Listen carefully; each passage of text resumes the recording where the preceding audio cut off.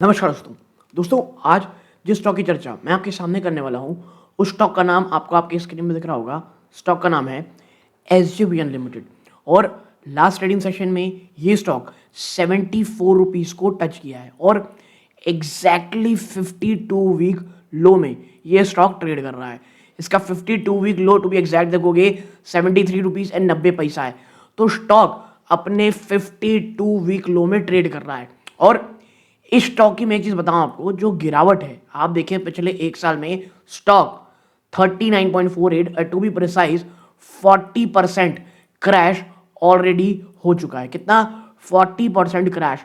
और आप यहां पे देख रहे होंगे कि स्टॉक में ये एक रेंज है, ये देख रहे हैं आप, जो 80 से 100 रुपए के बीच रहती है।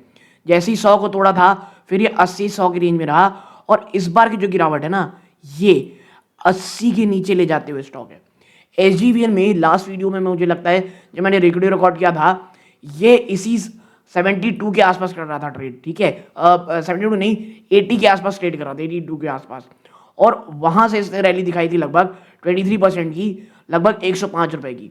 और यहाँ पे जब स्टॉक आया 105 रुपए के बाद, फिर स्टॉक मैंने इसको देखना ही छोड़ दिया था। बट पिछले एक वीक में स्टॉक ना इतनी ज़्यादा क्वेरीज लेकर के आ रहा है कि भाई स्टॉक में क्या करें, आगे फ्यूचर क्या है। और हुआ क्या है दोस्तों, इस बार का जो मॉनसून रहा उसमें जो सेंट्रल टू नॉर्दर्न इंडिया था वो फ्लड से प्रॉब्लमेटिक रहा, जिसके कारण जो पावर जनरेशन होनी चाहिए थी, जो प्रकार की फोरकास्ट था, वो सभी ध्वस्त हो गए।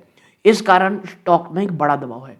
बट क्या अब जब चीज़ें नॉर्मल हो रही हैं, विंटर सीजन आ रहा है, क्या नेक्स्ट ईयर चीज़ें सही रहेंगी? ये जो रिजॉल्व है कब तक होगा?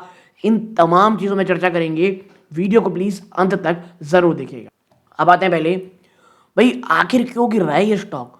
तो जो रीसेंट डाउन टर्न है एसजीएन स्टॉक में, which has seen its drop significant from 52 week high, ये एक combination of weak financial performance, कुछ फंडामेंटल वैल्यूएशन कंसर्न देखने को मिल रहे हैं और ब्रॉडर मार्केट सेंटिमेंट जो स्पेसिफिक हैं पावर सेक्टर को लेकर के। वो क्या है, आइए देखते हैं। सबसे पहला है फाइनेंशियल परफॉर्मेंस और प्रॉफिटेबिलिटी कंसर्न।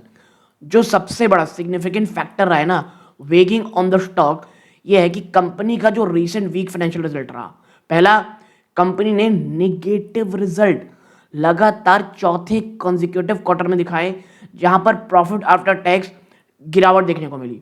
और जो मोस्ट रिसेंट क्वार्टर रहा Q2, उसमें जो नेट प्रॉफिट था वो लगभग 30% से भी ऊपर खत्म हुआ। फिर रेवेन्यू और ऑपरेटिंग प्रॉफिट में गिरावट। पिछले 5 सालों में जो नेट सेल्स है उसमें एक बहुत ही कम मॉडेस्ट एनुअल ग्रोथ देखने को मिली है, लगभग 4% की।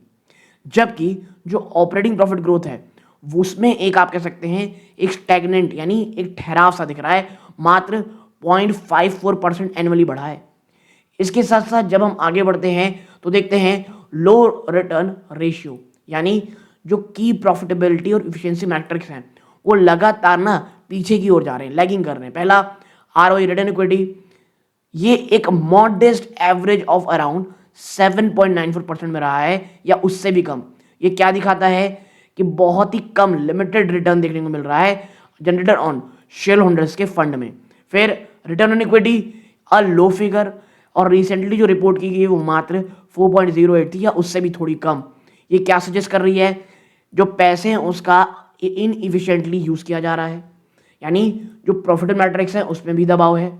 फिर दूसरा आएंगे क्या, हाई वैल्यूएशन और लेवरेज। देखिए, डिस्पाइट जो आपको गिरावट देखने को मिल रही है ना, जो फंडामेंटल वैल्यूएशन मैट्रिक्स हैं वो ये सजेस्ट कर रहे हैं कि स्टॉक अभी भी ओवरबॉट में है।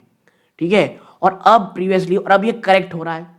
पी रेशियो अगर आप ट्रेलिंग 12 मंथ में देखोगे तो जो पी है वो सिग्निफिकेंटली हाई है, बहुत ज़्यादा है, लगभग 52 से 62.56 टाइम्स। और ये बहुत भयंकर किस्म का प्रीमियम है अगर आप इसे कंपेयर करोगे सेक्टर के एवरेज पी से, जो 13.5 से 22.4% है। तो ये क्या दिखाता है? स्टॉक महंगा है, एक्सपेंसिव है, अगर ये रिलेटिव होगा इट्स करेंट अर्निंग। और इसी क्या वनरेबल बनाता है कि आपको गिरावट करेक्शन देखने को मिलेगा अगर रिजल्ट डिसअपॉइंट होता है। और लास्ट क्वार्टर में क्या हुआ? यही डिसअपॉइंटिंग रिजल्ट रहा। फिर कर्जे लगातार बढ़ रहे हैं, कंपनी की जो डेट सर्विसिंग कैपेसिटी है ये भी एक मैटर ऑफ कंसर्न है। इनका एक high debt to EBITDA ratio है लगभग 6.4 टाइम्स का, और डेट टू इक्विटी रेशियो है लगभग 1.9 से 2 टाइम्स सी।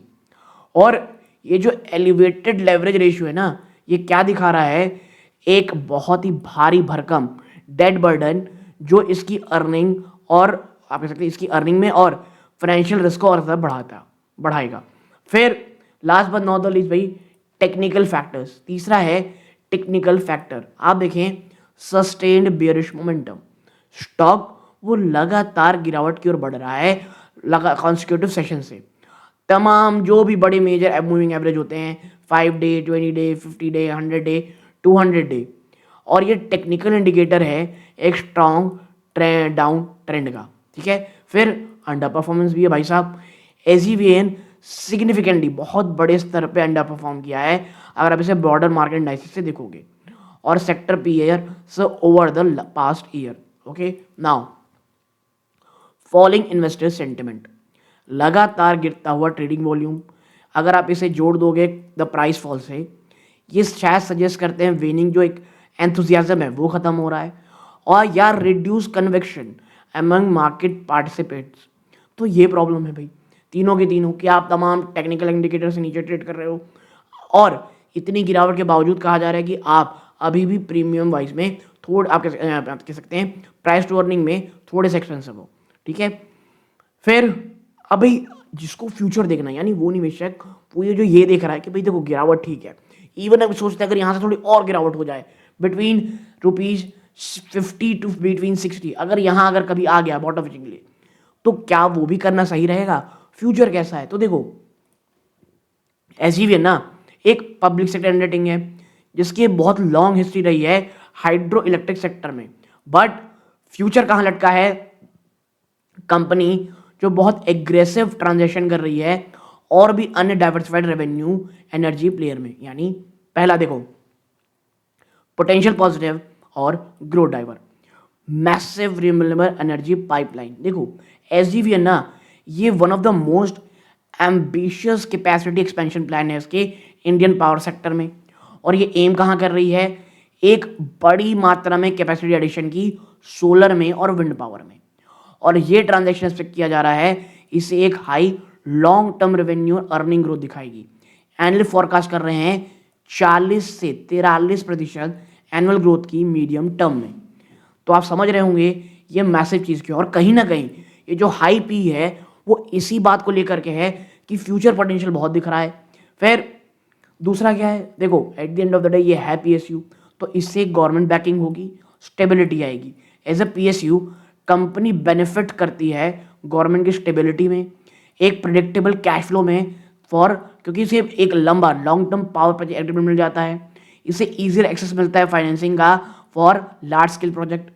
फिर हाइड्रो पावर बेस देखोगे, इट्स जो एग्जिस्टिंग कोर बिजनेस है इनका हाइड्रो पावर में, उन्हें एक स्टेबल और कंसिस्टेंट कैश फ्लो प्रोवाइड कराता है, जो कि बहुत इंपॉर्टेंट है ग्रिड स्टेबिलिटी के लिए इन कंजक्शन और इंटरमिनेंट जो सोलर पावर विंड पावर की ओर हम बढ़ रहे हैं। फिर डिविडेंड पे आउट भी है, कंपनी हिस्टोरिकली मेंटेन रखी है एक healthy dividend pay out ratio जो इन्वेस्टर को एक स्टेडी इनकम देते हैं। तो कहीं ना कहीं अगर कैपिटल एप्रिसिएशन उतना ज़्यादा नहीं हो रहा है तो कंपनी डिविडेंड के तौर पे थोड़ा बहुत कॉम्पनसेट ज़रूर करती है। ठीक है, तो ये चीज़ें हुई। अब आगे बढ़े उससे पहले दोस्तों आपकी स्क्रीन दिख रहा होगा मात्र 16.5% ऐसे व्यूअर हैं जो हमारा वीडियो देने चैनल सब्सक्राइब कर रखे हैं। आप सभी का बहुत बहुत धन्यवाद, और अगर आप इन 83.6 में हैं आपका भी धन्यवाद कि आप हमारा वीडियो देखते हैं, बट प्लीज़ चैनल को ज़रूर सब्सक्राइब किया कीजिए। आपके लिए भले ही बहुत छोटी बात होती है दोस्तों, बट इससे हमारे चैनल की ग्रोथ होती है, हमें बहुत बहुत मोटिवेशन मिलता है दोस्तों। और आपको किसी अन्य स्टॉक में चर्चा करानी हो वो भी ज़रूर बताइएगा, वीडियो को हाइप कर दीजिएगा ताकि यूट्यूब औरों को रेकमेंड करे। Okay, so please do like share and subscribe. Okay, now अब बढ़ते हैं आगे। अब की रिस्क और कंसर्न देखो, प्रॉब्लम कहाँ आ रही है? पहला है एग्जीक्यूशन रिस्क। जिस स्पीड से एसजीवीएन कमीशन कर रहा है ना अपने large pipeline of renewable project को, ये बहुत क्रिटिकल है, क्योंकि कोई भी डिले अगर एग्जीक्यूशन में होता है, रेगुलेटरी हर्डल आते हैं या लैंड एक्विजिशन में इशू आता है, ये बड़ी मात्रा में इम्पैक्ट पैदा करेगा फ्यूचर अर्निंग को और इन्वेस्टर सेंटिमेंट को। और इस बार की जो फ्लड आई वो भी एक बड़ा मेजर हर्डल था। फिर अब आप एग्रेसिव रहोगे एक्सपेंशन में तो कर्जे बढ़ेंगे। जो एग्रेसिव एक्सपेंशन प्लान है उसमें एक सब्सटेंशियल कैपिटल एक्सपेंडिचर चाहिए, यानी पैसा खर्चा करना पड़ेगा, जो इनको एक हाई डेट लेवल्स पे रखती है। इन्वेस्टर को मॉनिटर करना पड़ेगा क्या जो ये ग्रोथ है वो ऑपरेटिंग प्रॉफिट को आउटपेस कर रही है द राइज इन डेट, यानी जो प्रॉफिट जनरेट हो रहा है कहीं वो कर्जों से भी कम, जो कर्जे माफ कीजिएगा या कर्जों की जो इंटरेस्ट कॉस्ट है वो ग्रोथ से कहीं ज़्यादा तो नहीं बढ़ जा रही है। फिर वैल्यूएशन नॉर्मलाइजेशन, स्टॉक एक शानदार रैली दिखाया 2023 में, लेकिन जो करंट करेक्शन में जा रहा है ये दिखा रहा है कि जो मार्केट है अब ये फैक्टरिंग इन करने की कोशिश कर रहा है जो पुअर रिसेंट फाइनेंशियल रिजल्ट आए। और अगर हाई वैल्यूएशन सस्टेन करना है विदाउट सिग्निफिकेंट इंप्रूवमेंट प्रॉफिटेबिलिटी, ये ऊपरी स्तरों पे इसको इमीडिएट कर देगा, यानी अगर गिरावट भी नहीं होगी ना स्टॉक ऊपर ना जा पाएगा उतना। फिर आते हैं क्या, commodity price volatility. Although primary एक पावर प्रोड्यूसर है, जो डिले आ रही है लार्ज प्रोजेक्ट में ये इसलिए इम्पैक्ट होती है क्योंकि इनपुट कॉस्ट जैसे सीमेंट, स्टील, सोलर कंपोनेंट उसमें जो प्राइस में ऊपर तार चढ़ा हुआ है वो कंपनी को परेशान करता है। तो भाई इन्वेस्टर आउटलुक क्या है, तो देखो हम इसमें बात कर सकते हैं स्ट्रैटेजी की। ये दो तरह की है। पहला शॉर्ट टर्म, भाई देख 3 से 6 महीने तो आपको कॉशियस रहना पड़ेगा। स्टॉक टेक्निकली डाउन ट्रेंड है, पुअर क्वार्टरली रिजल्ट है और अभी वो पूरी तरह से एब्जॉर्ब भी नहीं हुआ है। तो जो मार्केट सेंसिटिव रहेगा कोई भी फर्दर नेगेटिव न्यूज़ को या डिले इन प्रोजेक्ट्स को। फिर आते हैं दूसरे लॉन्ग टर्म, यानी 2 से 5 साल पॉजिटिव कंडीशनल। देखो स्टॉक स्ट्रक्चर है लॉन्ग टर्म प्ले में इंडिया के एनर्जी ट्रांजैक्शन में और गवर्नमेंट की बैकिंग है। जो लॉन्ग टर्म वैल्यू इस पे लटकी है कि अगर एंटायरली कंपनी क्या सक्सेसफुली और क्विकली एग्जीक्यूट कर पाएगी, इनके पास जो मैसिव रिन्यूएबल कैपेसिटी पाइपलाइन है अगर डिलीवर करती है तो आप देखेंगे स्टॉक में तेजी होगी, लेकिन तब भी वैल्यूएशन कहीं ना कहीं कंसर्न में रहेगा, तो थोड़ा समय लगेगा। तो लॉन्ग टाइम मुझे लगता है यहाँ से अगर थोड़ी गिरावट और हो जाती है तो, और अगर एग्जीक्यूशन में उतना डिले नहीं होता, क्योंकि देखो अब तो मानसून का जो मेन सीजन था वो गया, तो कहीं ना कहीं अच्छा हो सकता है। ठीक है, तो ये प्रकार की चीज़ें हैं दोस्तों। तो आप यहाँ तक जुड़े रहें, बहुत बहुत धन्यवाद दोस्तों। ये इस वीडियो का अंत है। जय हिंद।